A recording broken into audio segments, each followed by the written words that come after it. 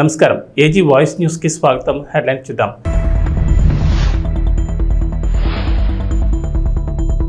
ఏపీలో 14 మంది స్వతంత్ర అభ్యర్థులకు గాజు గ్లాసు గుర్తు.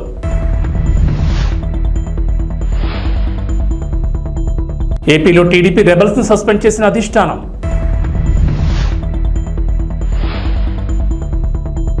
కేంద్రంలో సంకీర్ణ ప్రభుత్వం రాబోతోంది. కేసీఆర్ నామినేషన్ల ఉపసంహరణ పూర్తయిన తర్వాత పోటీలో ఉన్న అభ్యర్థులకు గుర్తుల కేటాయింపు జరిగింది. గాజు గ్లాస్ గుర్తు కూటమి అభ్యర్థులను టెన్షన్ పెడుతోంది. మచిలీపట్నం, జగ్గైపేట నియోజకవర్గాల్లో స్వతంత్ర అభ్యర్థులకు గాజు గ్లాస్ గుర్తును ఎన్నికల అధికారులు కేటాయించారు. గాజు గ్లాస్ గుర్తు ఫ్రీ సింబల్ గా గుర్తించడంతో ఇండిపెండెంట్ అభ్యర్థులకు గాజు గ్లాస్ గుర్తును కేటాయిస్తున్నారు. విజయవాడ పార్లమెంట్ పరిధిలో నవతరం పార్టీ అభ్యర్థి కూడా గాజు గ్లాస్ గుర్తు కేటాయించారు. ఇది కూటమి అభ్యర్థులకు ఇబ్బందిగా మారింది. అయితే గాజు గ్లాస్ గుర్తును జనసేన పోటీ చేసే స్థానంలో కాకుండా మిగిలిన చోట్ల కేటాయించొద్దంటూ ఎన్నికల కమిషన్కు జనసేన పార్టీ విజ్ఞప్తి చేసింది. అయితే రాష్ట్రంలో దాదాపు 25 నియోజకవర్గాల్లో స్వతంత్ర అభ్యర్థులకు గాజు గ్లాస్ గుర్తును కేటాయిస్తూ రిటర్నింగ్ అధికారులు కేటాయించడం ఇప్పుడు టెన్షన్ పెడుతోంది. రిటర్నింగ్ అధికారులను స్వతంత్ర అభ్యర్థులు తమకు గాజు గ్లాస్ గుర్తును కేటాయించాల్సింది కోరడంతో వారికి ఆ గుర్తును కేటాయించినట్లు తెలిసింది. టీడీపీ రెబల్స్ గా నామినేషన్లు వేసిన అభ్యర్థులను అధిష్టానం పార్టీ నుంచి సస్పెండ్ చేసింది. అరకు నియోజకవర్గానికి చెందిన సివేరి అబ్రహం, విజయనగరం నియోజకవర్గానికి చెందిన మీసాల గీత, అమలాపురం నియోజకవర్గానికి చెందిన శ్యామ్ కుమార్, పోలవరం నియోజకవర్గానికి చెందిన ముడియం సూర్యచంద్రరావు, నియోజకవర్గానికి చెందిన శివరామరాజు, సత్యవేడు నియోజకవర్గానికి చెందిన జడ్డ రాజశేఖర్లను పార్టీ నుంచి సస్పెండ్ చేసినట్లు చెబుతూ అధికారిక ప్రకటన విడుదల చేసింది. అధిష్టానం సీట్ ఇవ్వకపోవడంతో ఆయా నియోజకవర్గాల నుంచి స్వతంత్ర అభ్యర్థులుగా బరిలో నిచ్చిన పలువురు టీడీపీ నేతలు ఈరోజు నామినేషన్ ఉపసంహరణ గడువు ముగియా వీరంతా వెనక్కి తీసుకుంటారని భావించింది. అయితే ఎవరు నామినేషన్ ఉపసంహరించుకోకపోవడంతో ఆయా అభ్యర్థులపై సస్పెన్షన్ వేటు పడింది. కాంగ్రెస్, భాజపాకు ఓట్లు, సీట్లు కావాలి కానీ ప్రజా సమస్యలు పట్టవని భారత అధినేత కేసీఆర్ అన్నారు. ఖమ్మంలో నిర్వహించిన రోడ్ షోలో ఆయన పాల్గొని మాట్లాడారు. కేంద్రంలో భాజపాకు 200 సీట్లు కూడా రావని చెప్పారు. కేంద్రంలో సంకీర్ణ ప్రభుత్వం రాబోతోందని, లోక్సభ ఎన్నికల్లో భారతకు 12 సీట్లు వస్తాయని ధీమా వ్యక్తం చేశారు. సంకీర్ణ ప్రభుత్వంలో నామా కేంద్ర మంత్రి అవుతారని చెప్పారు. మాట చెప్పారు. ఆయనకు పాపం బాగా ఆశ ఎక్కువ. నా రాష్ట్రం బాగుపడాలా, నా జిల్లా బాగుపడాలా అనే ఒక ఉబలాటంతో ఆయన కొంచెం ఆరాటపడతా ఉంటారు. ఒక సందర్భంలో ఏమైందంటే తెలంగాణలో పంటలు పంజాబ్తో తనదన్నే స్థాయికి పోయినా మనం 3.5 కోట్ల టన్నుల వడ్లు పండించినాం కష్టపడి. కేంద్ర ప్రభుత్వం మొండికేసింది, మేము ధాన్యం కొనం. మన ఎంపీలు నామా నాగేశ్వరరావు గారి నాయకత్వంలో పోయి అడిగినారు ఆ మంత్రిని, యాసంగిలో కొంచెం నూకైతుందండి, అది కొనాలంటే ఆ మెదడు తక్కువ మంత్రి మీ తెలంగాణ ప్రజలు నూకలు తినమనండి అని చెప్పినాడు. దాంతో అందరం కూడా ఏమైందా తమ్ముడు ప్లీజ్ సౌండ్ ఏందా, సౌండ్ చూడు. మొత్తం క్యాబినెట్, తెలంగాణ క్యాబినెట్, ఎంపీలు, ఎమ్మెల్యేలు, ఎమ్మెల్సీలు అందరం కూడా పోయి ఢిల్లీలో ధర్నా చేసినాం. కానీ ఆ సందర్భంలో ఒక్క బీజేపీ ఎంపీ కానీ, ఒక్క కాంగ్రెస్ ఎంపీ కానీ ఎవడు కనీసం నోరు కూడా తెరవలేదు. తెలంగాణ ఓట్లు కావాలి కానీ తెలంగాణ రైతుల సమస్య వాళ్ళకు పట్టదు. మన వాళ్ళు 90 ఉంటే వాళ్ళు 7 ఉన్నారు, కానీ నోరు తెరవలే, కనీసం మాట్లాడలే. అది ఇంతకుముందు నామాగారు చెప్పినటువంటి మాట. వారికి ఆ బాధ ఉంది. అంతెందుకండి, ఇప్పుడు బీజేపీ నుంచి ఇక్కడ ఒక కేంద్ర మంత్రి ఉన్నాడు, ఒక 3 ఎంపీలు ఉన్నారు, బీజేపీ పార్టీ ఉంది. ఈరోజు నరేంద్ర మోడీ క్లియర్గా చెప్తా ఉన్నాడు, గోదావరి నదిని నేను ఎత్తుకొని పోతా, తమిళనాడుకు, కర్ణాటకకి ఇస్తానని మాట్లాడుతూ ఉన్నాడు. ఒక్కడన్నా మాట్లాడుతున్నాడా? కేంద్ర మంత్రి కిషన్ రెడ్డి మాట్లాడుతున్నాడా? ముఖ్యమంత్రి రేవంత్ రెడ్డి మాట్లాడుతున్నాడా? మరి ఈ దద్దమ్మలు మనకెందుకు అని నేను అడుగుతా ఉన్నా. మనకున్నటువంటి ఒకే ఒక్క ఆశ గోదావరి. ఖమ్మం జిల్లాలో గత 50-75 సంవత్సరాల స్వతంత్రంలో ఎవరు కూడా ఆలోచన చేయలే. కృష్ణలో నీళ్లు తగ్గినప్పుడల్లా మన పంటలు ఎండిపోవడం, మనం బాధపడడం, నాగార్జున సాగర్ ఆయకట్లో కూడా మనకు ఇబ్బందులు వస్తూ ఉన్నాయి. ఖమ్మం జిల్లా ఇబ్బందులు శాశ్వతంగా తీరాలని బ్రహ్మాండంగా దుమ్ముగూడెం ప్రాంతంలో సీతారామ ప్రాజెక్టు మనం కడతా ఉన్నాం. 37 టీఎంసీల ప్రాజెక్ట్ అది పూర్తి అయితే ఖమ్మం జిల్లాలో ఒక ఇంచి లేకుండా కూడా వ్యవసాయానికి నీళ్ళు వచ్చే ప్రాజెక్ట్ ఆ ప్రాజెక్ట్. మరి పైన ఇచ్చంపల్లి దగ్గర ప్రాజెక్టు కట్టి నేను కర్ణాటకకు తమిళనాడు నీళ్లు తీసుకొని పోతా అంటే ఎందుకు వీళ్ళు మాట్లాడడం లేదు? ఇలా ముఖ్యమంత్రి రేవంత్ రెడ్డి ఎందుకు మాట్లాడడం లేదు? అదే నేను ముఖ్యమంత్రిగా ఉండే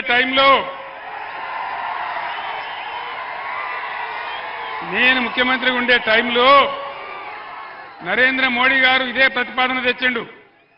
నేను చెప్పిన ఎట్టి పరిస్థితులలో మా రాష్ట్రానికి వచ్చే నీళ్ల లెక్క తేల్చేదాకా, మా వాటా మాకు అక్కడ పెట్టేదాకా నా తల తెగిపడ్డా సరే నేను ఒప్పుకోను అని చెప్పిన. అది బీఆర్ఎస్ పార్టీ పాలసీ.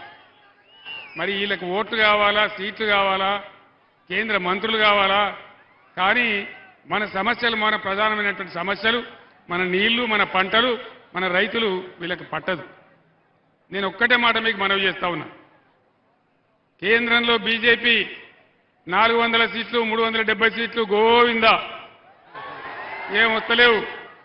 200 కూడా దాటే పరిస్థితి లేదనేది మొత్తం యావత్ ప్రపంచం కోడైకూస్తా ఉన్నది. నేను మీకు ఒక మంచి మాట చెప్తా ఉన్నా. ఈసారి రాష్ట్రంలో ఇప్పుడు నేను ఎక్కడికి పోయినా ఇవాళ 6వ రోజు, ఎక్కడికి పోయినా ఇదే పద్ధతిలో ప్రజలు బ్రహ్మరథం పడతా ఉన్నారు. దాదాపు 12 పార్లమెంట్ సీట్లు మనం గెలవబోతా ఉన్నాం.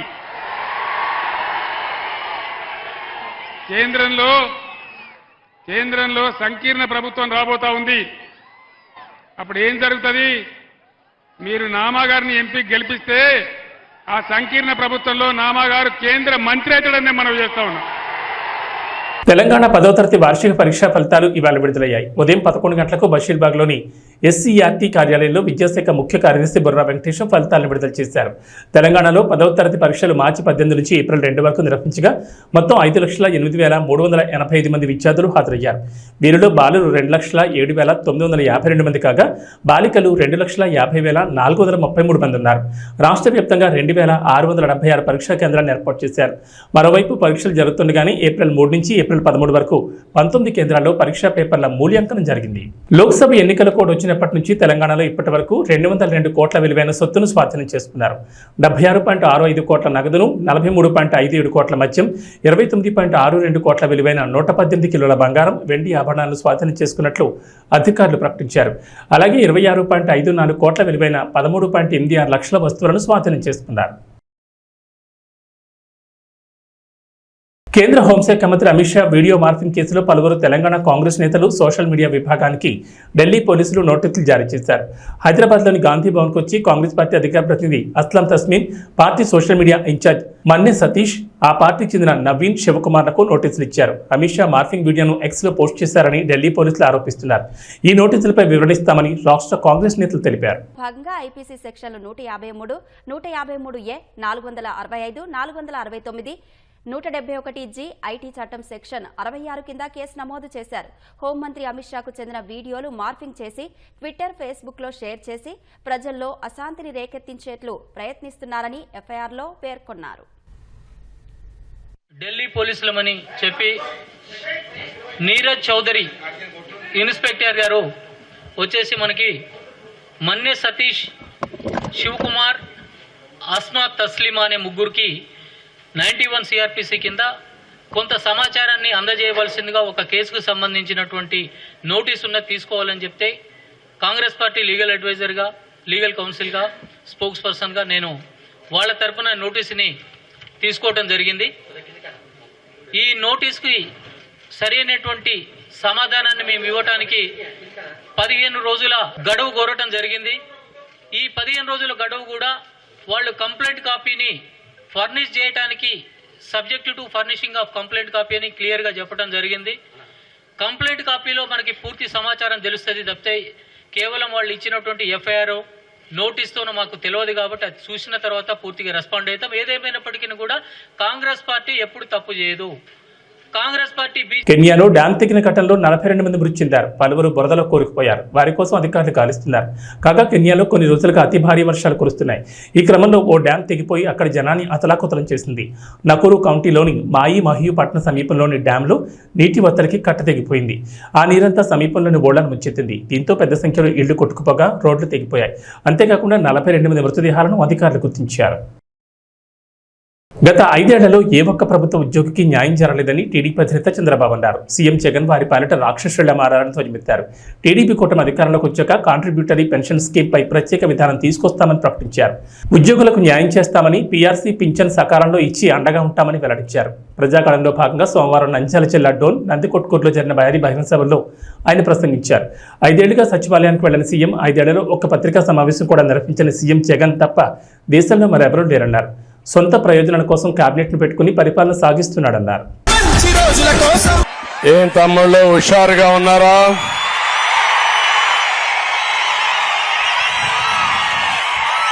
ఏమమ్మా ఆడబిడ్డలు హుషారుగా ఉన్నారా లేదా? రాష్ట్రంలో దొంగలు పడ్డారు.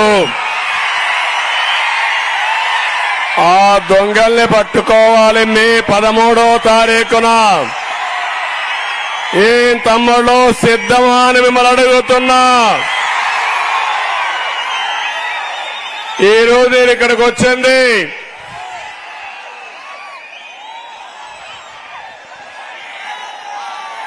డోన్ ఎమ్మెల్యేగా సూర్యప్రకాష్ రెడ్డి గారిని గెలిపించమని మిమ్మల్ని కోరడానికి వచ్చాను. ఇంకో పక్క పార్లమెంట్ అభ్యర్థిగా శబరిని గారు గెలిపించమని మిమ్మల్ని కోరడానికి వచ్చాను. ఎన్నోసార్లు ఇక్కడికి వచ్చారు కానీ ఈరోజు డోన్ అదిరిపోతా ఉంది. డోన్ లో సీన్ మారిపోయింది. పెట్టకథ మంత్రులకి, కట్టుకథ నేతలకి కాలం చెల్లదు. వారికి రాజకీయ సన్యాసం తప్పదు. ఇక్కడ హరికథ చెప్తాడు ఒక మంత్రి. ఆ మంత్రి వల్ల మీకు లాభమా తమ్ముళ్ళు అని అడుగుతున్నా. ఏమైనా బాగుపడ్డారా అని అడుగుతున్నా. ఆర్థిక మంత్రి అంటే అప్పుల మంత్రిని అర్థం. అప్పులు చేసింది బుగ్గన, అప్పులు కట్టేది మీరు. అవునా కాదా?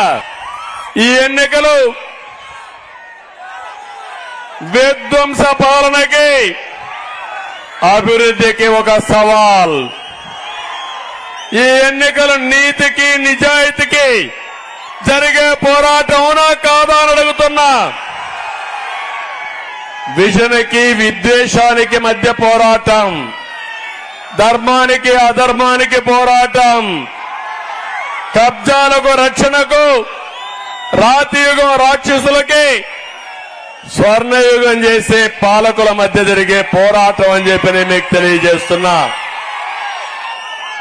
ఒక్కసారి చూడండి, ఈ బుగ్గనకి, అక్కడ సైకో జగన్ కి కొవ్వెక్కిపోయింది అహంకారం ఒళ్ళంతా. కొవ్వు తగ్గిస్తారా లేదా తమ్ముళ్ళు అడుగుతున్నా మిమ్మల్ని. అరాచకం తప్ప అభివృద్ధి చేయని జగన్ కు పొలిటికల్ హాలిడే ఇచ్చేద్దామని జనసేన అధినేత పవన్ కళ్యాణ్ ప్రజలకు పిలుపునిచ్చారు. మే 13 మీరు ఓటుతో కొడితే వైకాపా కుంభస్థానం బద్దలవ్వాలంటూ ప్రజలను ఉత్సాహపరిచారు. పశ్చిమ గోదావరి జిల్లా తాడేపల్లిగూడెం, ఉంగుటూరు నియోజకవర్గం గణపవరంలో నిర్వహించిన వారాహి విజయభేరి సభలు, పిఠాపురం రోడ్ షోలో ఆయన ప్రసంగించారు. మన భూములు దోచుకోవడానికి జగన్మోహన్ రెడ్డి ప్రమాదకరమైన ల్యాండ్ టైటిలింగ్ చట్టం తీసుకొస్తున్నారన్నారు. దీని ప్రకారం మీ ఆస్తుల ఒరిజినల్ పత్రాలు జగన్ దగ్గర పెట్టుకుని యజమానులకు జిరాక్సులు మాత్రమే ఇస్తారని, మీ ఆస్తుల వివరాలని హైదరాబాద్ నానక్రామ్గూడలోని వైకాపా ప్రైవేట్ స్థావరంలో దాచిపెడుతున్నారని అన్నారు. వేదిక పైన ఉన్నాం. ఇక ఏం అనకముందే, ఇక ఏం అనలా, కే ట్యాక్స్ గురించి మాట్లాడినప్పుడు కొట్టు. మన జనసేన ఎమ్మెల్యే అభ్యర్థిగా, తాడేపల్లిగూడెం అభ్యర్థిగా గాజు గ్లాస్ గుర్తు మీద పోటీ చేస్తున్నాం బోలిశెట్టి శ్రీని గారికి మన బీజేపీ నర్సాపూర్ పార్లమెంట్ అభ్యర్థిగా కమలం గుర్తు మీద పోటీ చేస్తున్న భూపతిరాజు శ్రీనివాస్ వర్మ గారికి, మన జనసేన జిల్లా అధ్యక్షులు కొట్టుకులపూడి గోవిందరావు గారికి, టీడీపీ జిల్లా అధ్యక్షులు సీఎం కొట్టు సత్యనారాయణ గారు 2014లో నా ఆఫీస్కి వచ్చి ఆయన నన్ను మీరు పొత్తులో ఉన్నారు కాబట్టి తెలుగుదేశం పార్టీ టికెట్ ఇప్పించమని కోరారు. కానీ ఆ రోజున పాపం మాణిక్యాలరావు గారికి దివంగతులైన మాణిక్యాలరావు గారికి వెళ్ళిపోయింది. మేబీ ఆ కోపం ఉందనుకుంటా ఆయనకి నా మీద, ఆయన టికెట్ ఇప్పించలేదని కక్ష కట్టేశారు. అందుకే ఆయన ఈ మధ్యన బాగా రెచ్చిపోయి సీఎం జగన్ తిట్టిన ఎవ్వనైనా సరే పాతాళంలోకి తొక్కేస్తానని చెప్పి అధికారంలోకి రాగానే కొందరు అకౌంట్లు సెటిల్ చేస్తామని కొట్టు సత్యనారాయణ గారు అన్నారంట. బాగా ముదిరిపోయారు సత్యనారాయణ గారు, మీరు డబ్బులు ఎక్కువైపోయాయి, మీకు మెదడుకు కూడా కొవ్వు పట్టేస్తుంది మీకు, అందువల్ల అలాంటి మాటలు వస్తాయి. కొట్టు సత్యనారాయణ గారు, నేను జనరల్గా మనుషులతో గొడవలు పెట్టుకుని చాలా మర్యాదగా ఉంటా. కొట్టు గారికి ఒకటే చెప్తున్నా, మీ కొట్టు కట్టే సమయం అయిపోయింది. తాడేపల్లిగూడెంలో మనకి కొట్టు సత్యనారాయణ గారి కొట్టు, జగన్ గారి అవినీతి కోట రెండు పోతాయి ఈ ఎన్నికల్లో. బోలిశెట్టి గారంటే నాకు చాలా ఇష్టం. ఓటమిలో నిలబడ్డ నాయకుడు, దమ్మున నాయకుడు, ప్రజలు కష్టాల్లో ఉంటే వచ్చి అండగా ఉండే నిలువెత్తు 6 అడుగుల ఆజానుబాహు. ఇంకా చెప్పాలంటే జనసేన బాహుబలి. మా బాహుబలి ముందు కొట్టు ఎంత, కొట్టు ఎంత. కొట్టు గారికి కూడా చెప్తున్నా, ఏంటి మన చిన్న ఇల్లు కడితే 5 లక్షలంట, పెద్ద ఇల్లు కడితే 10 లక్షలంట, ఇంకొంచెం పెద్ద ఇల్లు కడితే 20 లక్షలంట. సో కే ట్యాక్స్ ఎక్కువైపోయిందంటే తాడేపల్లిగూడెంలో వ్యాపారస్తులు ఎక్కువ, జీఎస్టీ కట్టాలి, ఇన్కమ్ ట్యాక్స్ కట్టాలి, సర్వీస్ ట్యాక్స్ కట్టాలి. కే ట్యాక్స్ కూడా కట్టాలంటే ఎక్కడ కడతాం? కే ట్యాక్స్ని తీసేయడానికి ఒకటే, కూటమి ప్రభుత్వం అధికారంలోకి వస్తుంది జూన్లో. కొట్టుగారు మీకు కూడా చెప్తున్నా, మీకు కూడా కే ట్యాక్స్ విధిస్తాం, మీకు మీ కుటుంబ సభ్యులకి, మీ వర్గానికి కూడా కూటమి ట్యాక్స్ ఇస్తాం. మీ అందరికీ మా మోడీ గారి చేత మీకు ప్రత్యేకించి పెనాల్టీ వేయిస్తాం, అడ్డగోలుగా దోచేసినందుకు. కరప్షన్ చేసిన వాళ్ళు ఎవరిని వదిలేదు లేదు. ఇక్కడున్న విద్యార్థులు ఎంతమంది ఉన్నారు? మీరు ఇక్కడ చాలా మంది విద్యార్థులు ఉన్నారు.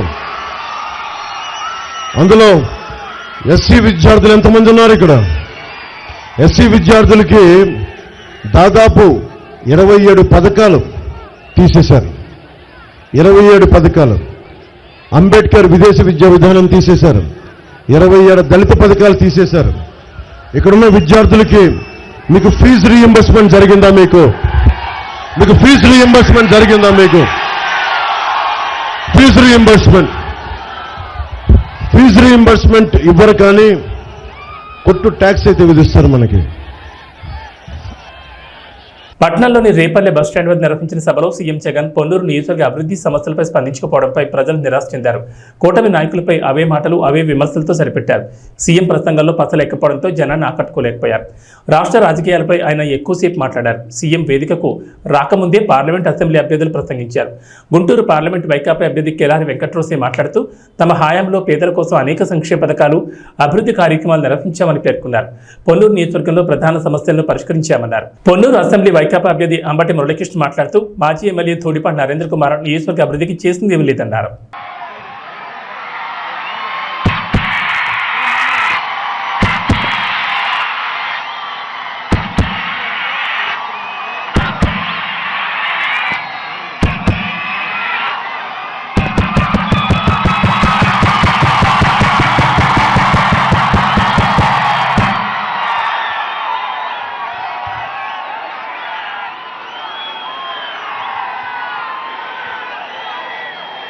పొన్నూరు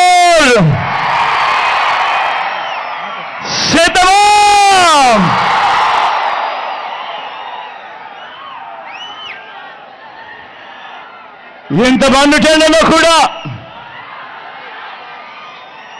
ఇంతటి అభిమానం చూపిస్తూ చిక్కటి చిరునవ్వుల మధ్య ప్రేమానురాగాలు పంచిపెడతా ఉన్నా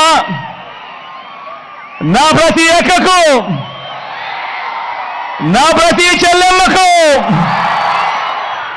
నా ప్రతి అవ్వకు, నా ప్రతి తాతకు, నా ప్రతి సోదరుడికి, నా ప్రతి స్నేహితుడికి ముందుగా మీ జగన్, మీ బిడ్డ రెండు చేతులు జోడించి పేరు పేరున హృదయపూర్వకంగా కృతజ్ఞత తెలుపుకుంటా ఉన్నాడు మీ బిడ్డ.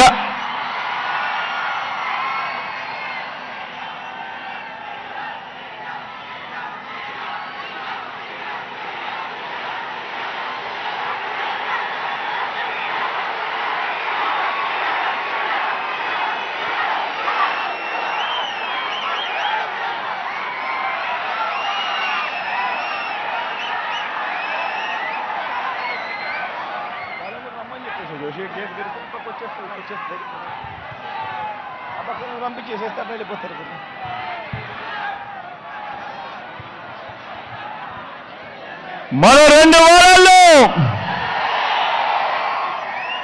జరగబోతా ఉంది కురుక్షేత్ర మహాసంగ్రామం.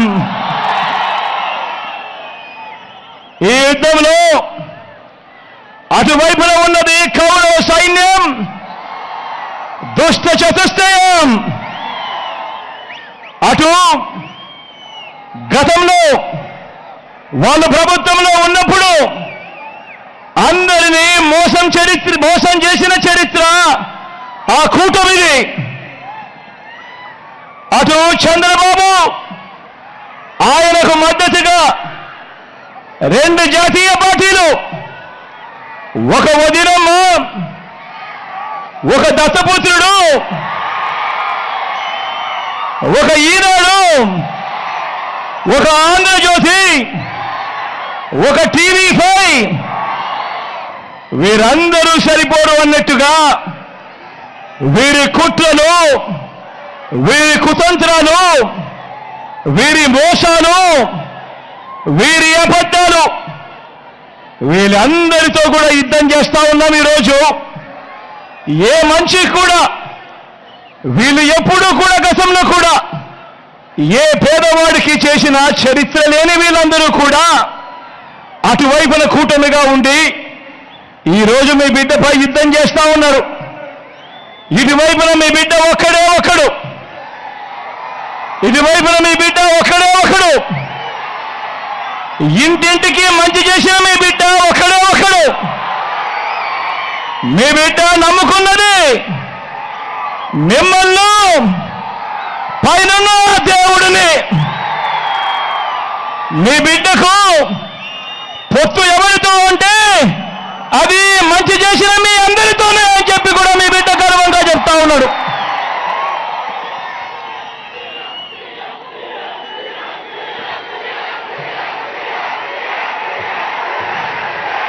వేస్తూ ఇంటింటి ఒక్క అవకాశం అంటూ గద్దెనెక్కిన జగన్మోహన్ రెడ్డి రాష్ట్ర ప్రగతిని గోతులో పాతిపెట్టాడు. లక్షల కోట్ల హాంఫాట్ చేసి రాష్ట్ర ప్రజల నెత్తిన అప్పుల భారం మోపాడు. స్వర్ణయుగం రావాలంటే చంద్రబాబు సీఎం కావాలి. జగన్ మళ్లీ గెలిస్తే చీకటి యుగం వస్తుంది. జగన్ మళ్లీ అధికారంలోకి వస్తే ఏపీ ప్రజలు రాష్ట్రాన్ని వదిలి వెళ్లే పరిస్థితి వస్తుంది. జన ధన మాన చొరకుడు జగన్ను రాష్ట్రం నుంచి తరిమికొట్టే పాశుపతాస్త్రం తెదేపా, జనసేన, భాజపా కూటమి. ఈ ఎన్నికల్లో ఓటర్లు బాణాలై వైకాపా పాలనకు చరమగీతం పాడాలని హిందూపురం ఎమ్మెల్యే నందమూరి బాలకృష్ణ పిలుపునిచ్చారు. బాలకృష్ణ సోమవారం రాత్రి చేపట్టిన స్వర్ణాంధ్ర సాకార యాత్రకు చిత్తూరు, బంగారుపాళ్యంలో అపూర్వ స్పందన దక్కింది. చిత్తూరు బైపాస్ రోడ్ నుంచి సంతపేట మీదుగా గాంధీ విగ్రహ కూడలి వరకు పసుపు దళం బాలకృష్ణకు జైజేలు పలికాయి. ఈ సందర్భంగా ప్రజలను ఉద్దేశించి బాలకృష్ణ మాట్లాడారు. చిత్తూరు ప్రజలందరికీ, పురవాసులకు, అలాగే రూరల్ మరి ముడిపాల నుంచి తరలి వచ్చిన అశేష ఈ జన సముద్రానికి, ఈ జన సందోహానికి, ఈ యొక్క రణగుణ ధ్వనికి, అలాగే హారతనిస్తూ తెలుగుదేశం పార్టీ విజయానికి నీరాజనాలు అర్పిస్తున్న తెలుగింటి ఆడపడుచులకు, యువతరానికి ప్రతినిధులు, యువతరానికి నాయకులు, భావితరానికి భారతదేశ మహాశక్తి అయిన యువతరానికి, తెలుగుదేశం పార్టీ నాయకులకు, కార్యకర్తలకు, ఎవడైనా దిగు దిగు దిగు బాబు, అలాగే జనసేన కార్యకర్తలకు, నాయకులకు, అలాగే బీజేపీ నాయకులకు, కార్యకర్తలకు, అలాగే ఇక్కడ ముస్లిం మైనారిటీ పెద్దలకు, ముత్తపల్లిలకు, అలాగే ముస్లిం సోదరిమణులకు, ఇమాంలకు, మౌజన్లకు అందరికీ ముందుగా నా హృదయపూర్వక నమస్కారాలు తెలియజేసుకుంటున్నాను. ఎక్కడ చూసినా శుభమయం ఏమిటో అంటే రుణానుబంధన రూపేణ అంటే భావసురాణి జన్మాంతర సౌహృదాన్ని అంటారు. అంటే ఒక మనిషి మీద ఉన్న పోయిన జన్మలో అనుబంధంతో, పరిచయంతో ఈ జన్మలో కొంతమందిని పొందగలుగుతాం ఆ వాసనతో. కానీ ఇన్ని లక్షల కోట్ల మంది జనం యొక్క అభిమానాన్ని పొందడం అంటే అది మీకు నాకు ఏ విడదీయలేని అనుబంధమో, ఏ రుణానుబంధమో, ఏ జన్మల అనుబంధమో కదా నాకు అనిపిస్తుంటుంది. మరి పసుపు అంటే శుభానికి సూచకం, అలాగే పసుపు అంటే ఒక ఆనంద వేడుకకు ఆహ్వాన గీతం, అలాగే పసుపు అంటే మంచి ఆరోగ్యానికి ఒక గొప్ప ఆయుర్వేద ఔషధం, మన పసుపు అభివృద్ధికి ఒక నిర్వచనం, మన పసుపు సంక్షేమానికి ఒక నిదర్శనం, అలాగే మన పసుపు అభివృద్ధికి ఎగరేసిన కేతనం, అలాగే మన పసుపు ఆత్మ గౌరవానికి నిలువెత్తు రూపం, అలాగే మన పసుపు ఆత్మవిశ్వాసానికి నిజమైన సంతకం. మరి ఆనాడు రామారావు గారికి మనకి ఇచ్చేడిన ఒక ఆస్తి వ్యవస్థ మన తెలుగుదేశం పార్టీ. రాజకీయ పార్టీ అనే దానికంటే కూడా ఇది మనందరినీ ఒక వసుదైక కుటుంబంగా, ఒక ఉమ్మడి కుటుంబంగా కలిపిన